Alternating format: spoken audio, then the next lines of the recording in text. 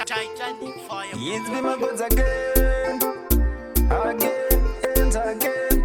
Ndini ndiri kupisa kunge Roki. Saenzo Aisha upa social media ndataurwa. Ndini ndiri kupisa kunge Roki. Saenzo Aisha upa social media ndataurwa. Ngoma ndari manya tapinda takawanda. Vamwe vacho vasara amelo zvaitika. Pangonzi only max get ready go. Ndaona vachizara vakabata shaya ndaenda chimuti ndatora. Number 1 ndinayo ndafadza mafanzi mudhanzi vandipawo menturo. Chimuti ndatora number 1 ndinayo ndafadza mafanzi mudhanzi vandipawo menturo. Mafanzi family manya iguno nazikune bati number 1 mafanzi family uya iguno nazikune bati number 1 mafanzi family manya iguno nazikune bati number 1 mafanzi family uya iguno nazikune bati number 1 ndini ndiri kupisa kunge Roki. Saenzo Aisha upa social media ndataurwa. Ndini ndiri kupisa kunge Roki. Saenzo Aisha upa social media ndataurwa. Ngoma ndari manya tapinda takawanda. Vamwe vacho vasara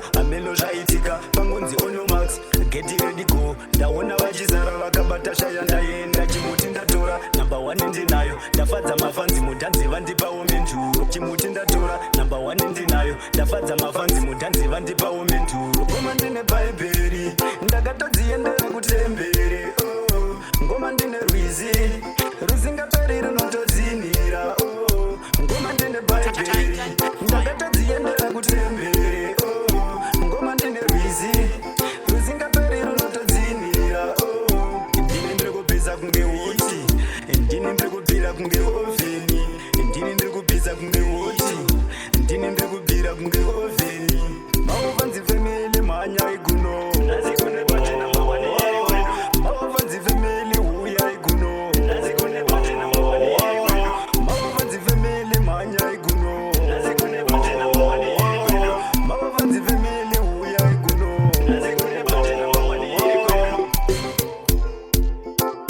nazikune bati number 1 iri kwedu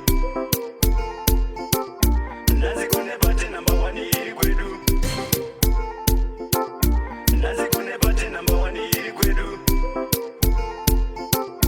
nazikune bati number 1 iri kwedu. Chimuti ndatora number 1 ndinayo ndafadza mafanzi mudhanzi vandipawo menturo. Titan Fire Production.